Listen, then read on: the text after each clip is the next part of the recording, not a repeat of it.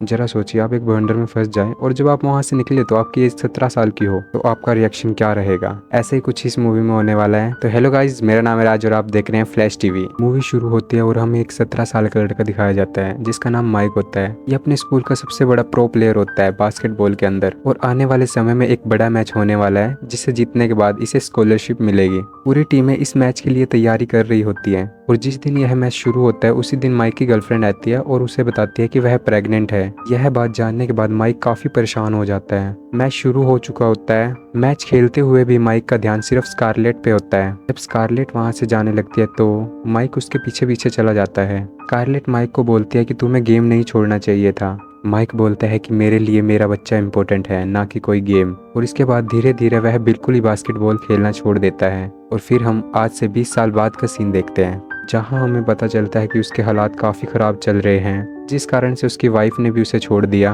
Mic के पास एक लड़का और एक लड़की थी, लेकिन झगड़े के बाद वह दोनों बच्चे उसकी माँ के पास चले गए। लड़के का नाम एलेक्स है तो लड़की का नाम मैगी है। माइक और स्कारलेट के कुछ झगड़े के बाद स्कारलेट माइक से तलाक चाहती थी। और फिर अब हम माइक को देखते हैं जो नहा धोने के बाद अपने ऑफिस चला जाता है। वह इस ऑफिस में पिछले 20 साल से काम कर रहा है और आज उनके बॉस पूरे स्टाफ में से किसी एक मेंबर को प्रमोट करने वाले हैं। माइक को पूरा यकीन होता है कि यह प्रमोशन उसे ही मिलने वाला है क्योंकि वह पिछले 20 साल से काम कर रहा है, लेकिन ऐसा कुछ भी नहीं होता है, बल्कि यह प्रमोशन पिछले 2 महीने में आई हुई एक लड़की को मिल जाता है। जिसके बाद माइक को काफी गुस्सा आता है। वह अपने बॉस को बुरा भला बोलता है और उस जॉब को छोड़ देता है। जॉब छोड़ने के बाद वह अपने पुराने स्कूल में आता है जहाँ से उसने स्टडी की थी, जहाँ वह बास्केटबॉल के कमरे को देखता है, जिसे देखकर उसे काफी अफसोस होता है कि काश वह अपने सपने के लिए काम किए होते तो आज उसके हालात कुछ ऐसे ना होते। माइक अपनी फोटो को देख ही रहा होता है कि तभी वहाँ पर सफाई कर्मचारी आ जाता है, जिसके बाद माइक उसके साथ कुछ बातें करने लग जाते हैं। उस समय में उसके बच्चे आ जाते हैं, जिसके बाद वह अपने बच्चों को एक कैफे में ले जाता है। यह कैफे कभी मैगी का फेवरेट हुआ करता था, लेकिन आजकल वह इस कैफे को देखना भी नहीं पसंद करती। उसके बच्चे उसमें बिल्कुल भी इंटरेस्ट नहीं रखते। माइक उन्हें स्कूल से लेने के बाद उन्हें घर छोड़ देता है जहाँ वह स्कारलेट से मिलता है, जहाँ हमें पता चलता है कि स्कारलेट को माइक से बहुत सी शिकायतें थी, तो माइक को भी उससे बहुत शिकायतें थी, जिस कारण से तलाक तक की नौबत आ चुकी थी। माइक उससे कुछ बातें कर ही रहा होता है कि तभी उसकी एक फ्रेंड आ जाती है, जिसके बाद स्कारलेट अपनी फ्रेंड के साथ अंदर चली जाती है और माइक बाहर ही रह जाता है। माइक अपने दोस्त के घर जाने लगता है। माइक काफी उदास होता है क्योंकि उसकी जॉब भी चली गई, उसका घर भी टूट गया, वो बहुत टूट चुका होता है। तभी उसे रास्ते में एक आदमी दिखाई देता है जो उसे स्कूल में मिला था। दरअसल यह आदमी सुसाइड करने की कोशिश कर रहा होता है। माइक यह सब देख ही रहा होता है कि तभी वहाँ से एक गाड़ी गुजरती है। गाड़ी के जाने के बाद वह आदमी वहाँ पर नहीं होता, जिसके बाद माइक गाड़ी से उतरकर उसे देखने जाता है। जब वह पुल के नीचे देखता है तो वह एक बवंडर को देखता है। बवंडर को देखते ही वह अचानक उसके अंदर चला जाता है। बहुत कोशिश के बाद वह उस बवंडर से बाहर आ जाता है।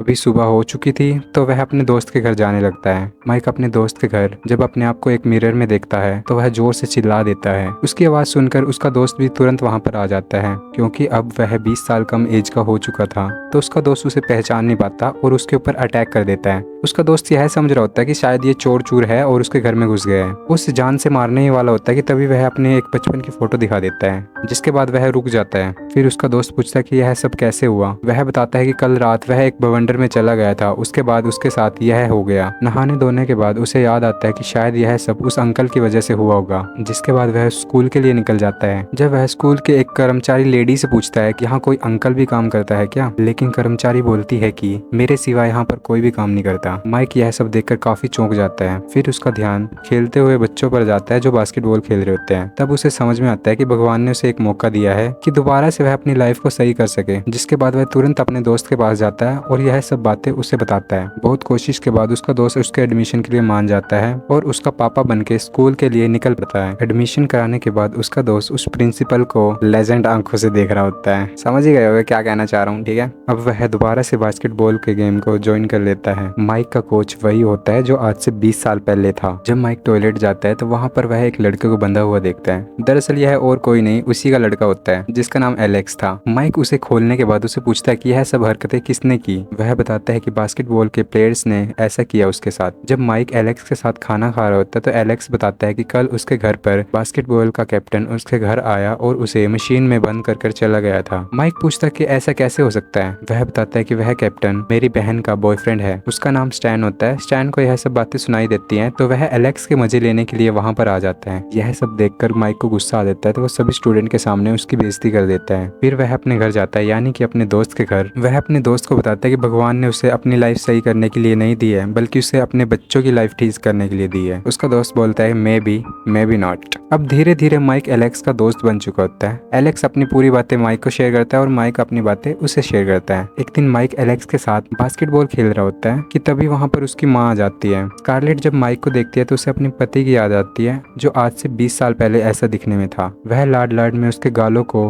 प्यार से पकड़ के फिर गुस्से से पकड़ती है और उसके बाद वह अंदर चली जाती है।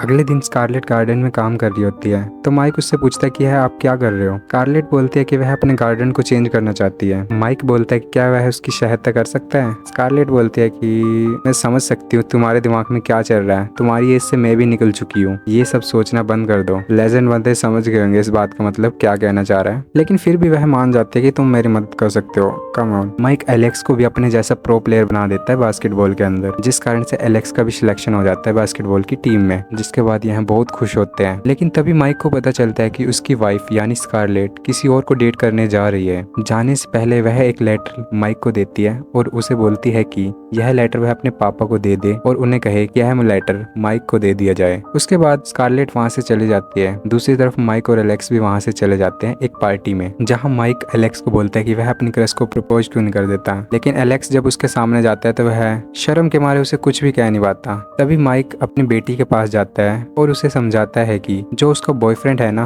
वो उसके लायक नहीं है। लेकिन उसकी बेटी मैगी गुस्से से बोलती हो तुम कौन होते हो मुझे बताने वाले, जाओ और अपना काम करो। जिसके बाद वह वहां से चला जाता है। अगले दिन स्कूल में मैच होता है। ये मैच पूरे टक्कर का होता है, दोनों का स्कोर बराबर बराबर चल रहा होता है और अब दोनों टीमों में से एक टीम को लास्ट गोल करना होता है। जो भी इस गोल को करेगा वह जीत जाएगा। गेम के मुताबिक माइक को गेंद कैप्टन को देनी चाहिए थी, लेकिन वह कैप्टन को ना देकर अपने बेटे एलेक्स को देता है। एलेक्स भी पूरी जान लगाकर उसको गोल कर देता है और टीम जीत जाती है। उसके बाद माइक वहां से बाहर आता है। तब वह मैगी को देखता है कि मैगी कैसे सैड बैठी होती है। जब वह उसके पास जाता है तो उसे पता चल जाता है कि उसका ब्रेकअप हो गया है। माइक भी लाइक हाँ आगे मजा, जब मैं भी तो समझा रहा था। फिर वह प्यारी प्यारी बातें करते हुए बोलता है कि कोई ना, तुम्हारी लाइफ में कोई एक ऐसा आएगा जो एक्चुअल में तुम्हारे लायक होगा। यह सब बातें सुनकर मैगी उसकी तरफ अट्रैक्ट हो जाती है, लेकिन माइक उससे दूर हट जाता है। माइक अपने दोस्त के घर पर एक पार्टी देता है जिसमें स्कूल के सभी बच्चे आते हैं। पार्टी में मैगी का बॉयफ्रेंड भी होता है जो मैगी को परेशान करने की कोशिश करता है। यह सब माइक देख लेता है और उसके पास जाता है, लेकिन मैगी का बीएफ उसे एक पंच मारता है जिससे वह बेहोश हो जाता है। जब उसे होश आता है तो वह अपने आप को मैगी के पास देखता है। उसके दिमाग में कुछ और ही चल रहा होता है। वह तुरंत वहां से निकलता है और वापिस उस पार्टी में आ जाता है। उस पार्टी में स्कारलेट आ जाती है। माइक स्कारलेट के साथ बातें करने लगता है। एलेक्स भी अपनी क्रश को पटा चुका है। बातें करते करते माइक उससे अट्रैक्ट हो जाता है और वह स्कारलेट को किस कर देता है, जिसके बाद स्कारलेट को गुस्सा आ जाता है और वह उसे एक थप्पड़ लगाती है। माइक उसे समझाने की कोशिश करता है कि वह उसका हस्बैंड है, लेकिन वह वहां से गुस्सा होकर चली जाती है क्योंकि किस करते हुए मैगी ने भी उसे देख लिया था, तो मैगी भी उसे एक थप्पड़ लगाती है आगे। दूसरी तरफ हम देखते हैं जो माइक का दोस्त होता है वो प्रिंसिपल को पूरी तरह पटा चुका होता है, तो वह अपने घर लेकर उसे आने लग रहा होता है। जब प्रिंसिपल उसके घर पहुंचती है तो वह देखती है कि बच्चों ने पार्टी की हुई है। इस पार्टी के बारे में उसके दोस्त को भी नहीं पता होता, जिसके बाद माइक का दोस्त उन बच्चों को सबको जाने के लिए बोलता है, लेकिन कोई भी नहीं सुनता। प्रिंसिपल को गुस्सा आ जाता है, जिसके बाद वह धमकी देती है कि वह सभी बच्चों को सस्पेंड कर देगी अगर वह 2 मिनट में यहाँ से नहीं गए। जिसके बाद सभी बच्चे वहाँ से चले जाते हैं। प्रिंसिपल भी गुस्सा होकर वहाँ से चली जाती है और माइक अब बहुत उदास हो जाता है। माइक आज के दिन काफी उदास होते हैं। दरअसल आज कोर्ट की डेट का आखिरी दिन है। आज के दिन ही पूरी तरह से उनका तलाक हो जाएगा, इसीलिए वह कोर्ट में जाने लगता है, लेकिन कोर्ट में उसे बच्चा समझकर अंदर एंट्री नहीं देने देते। बड़ी कोशिश के बाद वह जज को बोलता है कि उसके पास एक लेटर है जो माइक ने लिखा है, तो वह उसे पढ़ने की इजाजत दे। जिसके बाद जज उसे अंदर आने दे देते हैं। जिसके बाद वह एक लेटर को पढ़ने लग जाता है। वह बोलता है कि हाय स्कारलेट, मैं तुम्हें उतना ही प्यार करता हूँ जितना आज से 20 साल पहले करता था। उस लेटर में बहुत सी इमोशनली बातें लिखी होती है। जिसके बाद स्कारलेट भी सैड हो जाती है। वह जज से बोलते है कि उसे 1 महीने को और टाइम दे। माइक वहां से जा चुका होता है। जब स्कारलेट उस लेटर को देखने लगती है तो वह देखती है कि वह लेटर बिल्कुल क्लीन है। जिसके बाद स्कारलेट को समझ में आता है कि वह लड़का माइक ही है। फिर हम अगले दिन का सीन देखते हैं। आज के दिन वही मैच होता है जो आज से 20 साल पहले स्कॉलरशिप के लिए हुआ था। इस मैच में एलेक्स ने भी हिस्सा लिया होता है और माइक ने भी हिस्सा लिया होता है। जब स्कारलेट अपने घर से बाहर आ रही होती है तो उसे एक लेटर दिखाई देता है जिसमें उसे समझ में आता है कि अब माइक भी उसे छोड़ना चाहता है, और यह लेटर पढ़ने के बाद वह अपने बच्चे के साथ उसके स्कूल चली जाती है। जब स्कारलेट माइक और एलेक्स का मैच देखने आती है तो माइक उसे वही फ्लाइंग किस करता है जो आज से 20 साल पहले करा करता था। स्कारलेट अपनी बेटी को बोलते हैं कि दोबारा इस टाइम मेरे को यहाँ पर नहीं होना चाहिए, मुझे यहाँ से जाना पड़ेगा, तुम देखो मैं जाती हूँ, बाय बाय। और यह सिचुएशन सेम आज से 20 साल पहले वाली हो जाती है। जब स्कारलेट प्रेग्नेंट थी तो माइक भी उसके पीछे चला गया था। जब माइक स्कारलेट को जाते हुए देखता है तो वह बॉल अपने बेटे एलेक्स को दे देता है। वह एलेक्स को बोलता है कि अब तुम्हारी बारी है, और यह कहकर वह वहाँ से